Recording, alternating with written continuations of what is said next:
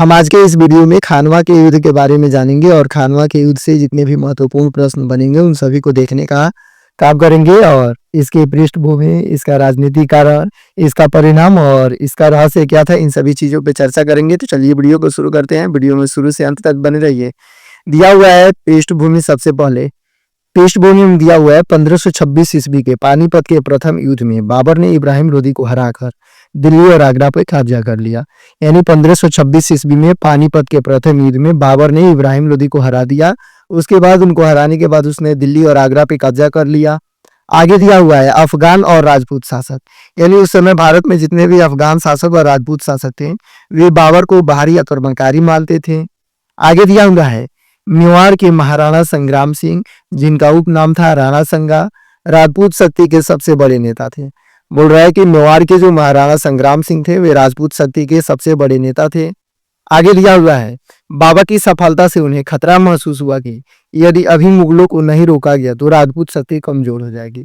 और बाबर ने जैसे ही इब्राहिम लोदी को हराकर दिल्ली और आगरा की गद्दी पे कब्जा किया तो उसके बाद राणा संगा को कहीं ना कहीं इस बात का एहसास हुआ कि अगर मुगलों को अभी नहीं रोका जाएगा, मुगलों के शक्ति को अभी नहीं कुचला जाएगा तो ये आगे चल के बहुत बड़ी हस्ती बन जाएंगे और राजपूत शक्तियां धीरे धीरे कमजोर पड़ जाएंगी। उसके बाद दिया हुआ है युद्ध के कारण, यानी खानवा के युद्ध का कारण क्या था।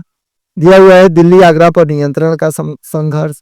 युद्ध का सबसे बड़ा कारण था कि दिल्ली और आगरा से बाबर को हटा देना और उसको फिर से भारतीय शासकों के अधीन पदस्थ करना। आगे दिया हुआ है बाबर और राणा संगा के बीच पूर्ण समझौते का उल्लंघन। और बाबर और राणा संगा के बीच पहले एक समझौता हुआ था, उसका उल्लंघन किया था बाबर ने। आगे लिया हुआ है महमूद लोदी को दिल्ली का सुल्तान बनाने का प्रयास। और महमूद लोदी को दिल्ली का सुल्तान बनाने का प्रयास राणा संगा कर रहे थे, क्योंकि जो महमूद लोदी था वह इब्राहिम लोदी का भाई था। आगे लिया गया है बाबर द्वारा युद्ध को धार्मिक जिहाद का रूप देना। और बाबर द्वारा युद्ध को धार्मिक जिहाद का रूप देना। आगे दिया हुआ है खानवा के युद्ध 1527 ईस्वी में महमूद लोदी राणा संगा के साथ था। और खानवा के युद्ध जो 1527 ईस्वी में हुआ था उसमें महमूद लोदी जो था वह राणा संगा के साथ था।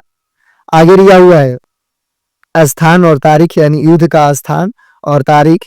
युद्ध हुआ था 16 मार्च 1527 ईस्वी को और हुआ कहा था वर्तमान राजस्थान के भरतपुर जिले के खानवा गांव में। यानी युद्ध हुआ था वह राजस्थान के भरतपुर जिला के खानवा नामक गांव में हुआ था 16 मार्च 1527 ईस्वी को। आगे बढ़ते हैं तो दिया हुआ है युद्ध में शामिल सेनाएं, यानी युद्ध में कौन कौन शामिल था उन सभी सेनाओं के बारे में पढ़ना है। दिया हुआ है मुगल सेना लगभग 40,000 सैनिक, तोपखाना विशेषज्ञ उस्ताद अली कुल्ली और मुस्तफा रूमी की कमान में। बोल रहा है कि मुगल सेना की तरफ से लगभग 40,000 सैनिक थी, तोपखाना विशेषज्ञ उस्ताद अली कुल्ली और मुस्तफा रूमी की कमान में। वहां पे तोपखाना जो था वह सभी को लाया गया था। उसका जो कमान संभाल रहा था वह थे उस्ताद अली कुल्ली और मुस्तफा रूमी। आगे दिया हुआ है राजपूत अफगान संघ। राजपूत शासक और अफगान शासक के जो सैनिक थे उनकी संख्या लगभग 80,000 से 90,000 थी। हाथी व घुड़सवारों के साथ ही इन लोगों के पास तोपखाना नहीं था और तोप नहीं था। आगे लिया हुआ है प्रमुख नेता, यानी सिंध के जो प्रमुख नेता थे वह थे राणा संगा, राजा मोदीनी राय, हसन खान मेवाती एवं महमूद लोदी। यानी खानवा युद्ध के जो प्रमुख नेता थे इन चारों का नाम दिया हुआ है, पढ़ लीजिएगा, पीडीएफ डिस्क्रिप्शन में मिल जाएगा, वहां से डाउनलोड कर लीजिएगा। आगे लिया हुआ है महमूद लोदी। महमूद लोदी के बारे में थोड़ा जान लेते हैं। दिया हुआ है महमूद लोदी सुल्तान इब्राहिम लोदी का भाई था। और जो महमूद लोदी था वह इब्राहिम लोदी जो पानीपत के प्रथम युद्ध में हारा था उसी का भाई था। आगे दिया हुआ है इब्राहिम लोदी की मृत्यु के बाद महमूद लोदी ने दिल्ली की गद्दी पर अपना दावा किया। और इब्राहिम लोदी की मृत्यु के बाद महमूद लोदी ने दिल्ली की गद्दी पर अपना दावा किया और दिल्ली की गद्दी पर बैठने के बहुत सारे प्रयास किए। आगे दिया गया है कई अफगान सरदार, खासकर राजपूत संघ के नेता राणा संगा बाबर के खिलाफ महमूद लोदी को समर्थन दे रहे थे।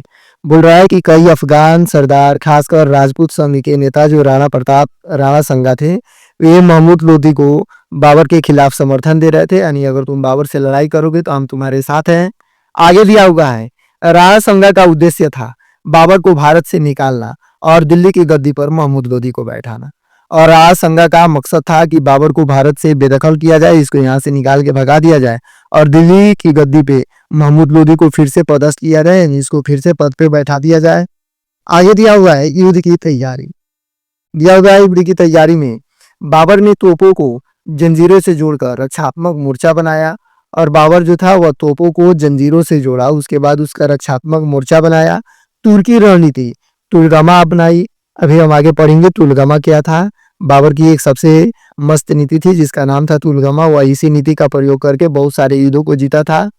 आगे दिया हुआ है राजपूत सेना ने अग्रिम मोर्चे पर हाथी और भारी घुड़सवार रखे।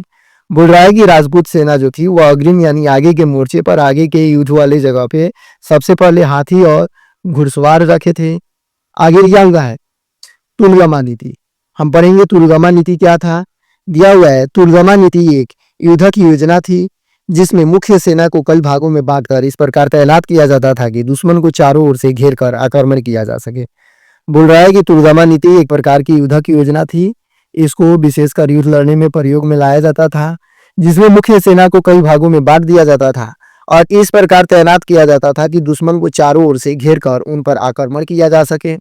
आगे दिया गया है इसका उद्देश्य था कि युद्ध के मैदान में दुश्मन को भ्रमित कर चारों ओर से दबाव बनाया जा सके। और तुलगमा नीति का प्रयोग युद्ध के मैदान में दुश्मनों को भ्रमित करने के लिए किया जाता था। आगे दिया हुआ है बाबर की नीति। अब हम पढ़ेंगे बाबर की नीति क्या थी। दिया हुआ है बाबर ने अपनी सेना को 3 भागों में बांटा था और बाबर अपनी सेना को कुल 3 भागों में बांटा था। पहला दिया हुआ है केंद्र यानी मेन सेंटर, यहाँ बाबर स्वयं मौजूद रहता था और बाबर केंद्र में खड़ा रहता था। दिया हुआ है दाया पंख, एक भाग को दुश्मन के बाएं हिस्से पर हमला करने के लिए रखता था। दूसरा दिया हुआ है बाया पंख, दूसरा भाग दुश्मन के दाएं हिस्से पर हमला करने के लिए रखता था और दाया पंख पे कुछ सैनिकों को खड़ा करता था, बाया पंख पे कुछ सैनिकों को खड़ा करता था। आगे दिया हुआ है इसके अलावा केंद्र और पंखों के पीछे आरक्षित टुकड़ियां रखी जाती थी जो मौका देखकर आगे बढ़ती थी। बोल रहा है कि इसके अलावा केंद्र और पंखों के पीछे भी कुछ आरक्षित टुकड़ियां रखी जाती थी, सैनिकों को खड़ा किया जाता था ताकि जैसे उनको मौका मिले वे आगे की ओर यानी दुश्मन की तरफ बढ़े। आगे दिया गया है इसका उद्देश्य क्या होता था यानी तुलगमा नीति का दुश्मन को चारों ओर से घेरना, एक साथ कई दिशाओं में आक्रमण कर दुश्मन की पंक्तियों को तोड़ देना, युद्ध में गति और लचीलापन बनाए रखना।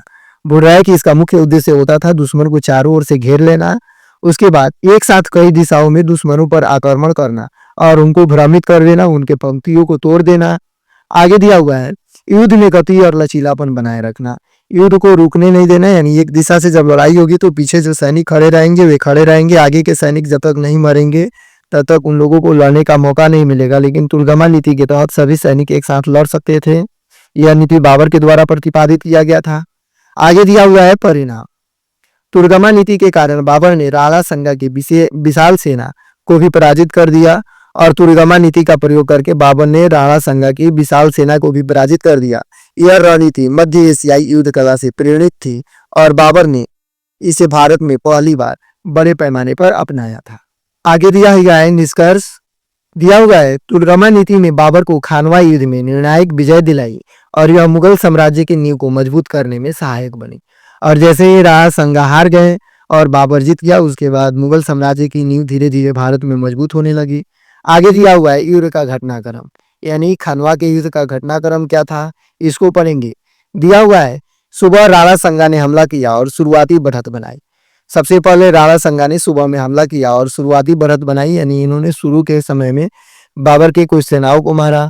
आगे दिया हुआ है बाबर की तोपों ने हाथी और घोड़ों में अफरा तफरी मचा दी और बाबर जिन तोपों का प्रयोग कर रहा था उससे घोड़ों और हाथियों में अफरा तफरी मच गई, घोड़े और हाथी इधर उधर भागने लगे।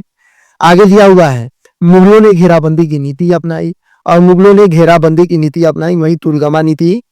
आगे दिया हुआ है अफगान नेता शिलादित्य और कुछ गुट युद्ध से हट गए। बोल रहा है कि राणा संगा की तरफ से लड़ाई लड़ रहे अफगान नेता शिलादित्य और कुछ लोग उनके गुट से हट गए। आगे दिया हुआ है राणा संगा घायल होकर युद्ध से बाहर हुए, सेना का मनोबल टूट गया और राणा संगा युद्ध में घायल हो गए और सेना से बाहर हो गए, जिससे राजपूतों की सेना का मनोबल टूट गया है। युद्ध का परिणाम क्या हुआ इसको पढ़ना है। दिया हुआ है मुगल सत्ता भारत में मजबूत हो गई और युद्ध के परिणाम हुआ यह कि मुगल सत्ता बाबर के जीतने के बाद भारत में मजबूत हो गई। राजपूत शक्ति को बड़ा आघात लगा और राजपूत शक्ति को भारत में बहुत बड़ा आघात लगा, वे अपनी ही जमीन पे हार गए। आगे लिखा हुआ है अफगान राजपूत गठबंधन टूट गया और जैसे ही अफगान शासक और अफगान के जो शिलादित्य थे उनकी सैनिक पीछे हट गई युद्ध से, उसके बाद अफगान और राजपूत की जो गठबंधन थी वह टूट गई।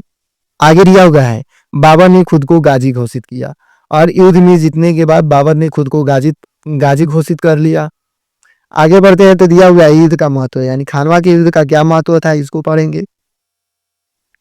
दिया हुआ है, तकनीकी और रणनीति संख्या बल से अधिक महत्वपूर्ण सिद्ध हुई। बोल रहा है कि तकनीक और रणनीति संख्या बल से अधिक सिद्ध हुई, यानी बाबर के द्वारा जो तकनीक और रणनीति का प्रयोग किया गया था, तकनीक में तोप का और रणनीति में तुलगमा नीति का, वह संख्या बल से अधिक साबित हुई, क्योंकि राणा संगा के पास लगभग 90,000 सैनिक थे और इसके पास केवल 40,000 सैनिक थे, फिर भी इसका निर्णायक जीत हुआ।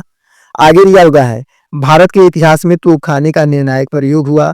खानवा के युद्ध में ही भारत में सबसे पहली बार तोपखाने का अधिकतम प्रयोग किया गया था। आगे लिया हुआ है, राजपूतों की असंगठितता और अविश्वास हार का कारण बना। बोल रहा है कि राजपूतों की असंगठितता और अविश्वास ही हार का सबसे पहला कारण था। आगे बढ़ते हैं तो दिया हुआ है युद्ध के बाद की स्थिति, यानी खानवा के युद्ध के बाद की स्थिति क्या थी। दिया हुआ है, राणा संगा ने फिर सेना जुटाने का प्रयास किया, लेकिन 1528 में उनकी मृत्यु हो गई। और राणा संगा ने लगभग फिर से सेना जुटाने का प्रयास किया, लेकिन 1528 में उनकी मृत्यु हो गई। बाबर ने चंदेरी 1528 और घाघरा 1529 के युद्ध जीतकर अपनी सत्ता मजबूत कर ली।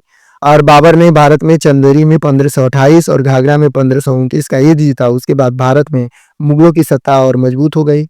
आगे दिया गया है 10 में कुछ संभावित प्रश्न है, ऑब्जेक्टिव के 3-4 हैं, उनको देखेंगे। दिया हुआ है, खानवा का युद्ध किसके किसके बीच लड़ा गया था, तो इसका सही उत्तर होगा बाबर और राणा संगा के बीच लड़ा गया था।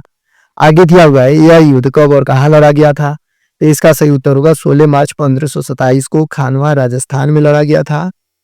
आगे बढ़ते हैं तो दिया हुआ है, बाबर की विजय के प्रमुख कारण क्या थे, तो इसका सही उत्तर होगा तोपखाने का उपयोग, रणनीतिक योजना, दुश्मन का विभाजन। आगे दिया हुआ है, राणा संगा के सहयोगी कौन थे, तो इसका सही उत्तर होगा राजा मेदिनी राय, हसन खान मेवाती और महमूद लोदी आदि। आगे दिया हुआ है, खानवा के युद्ध के बाद बाबर ने कौन सी उपाधि धारण की थी, तो इसका सही उत्तर होगा गाजी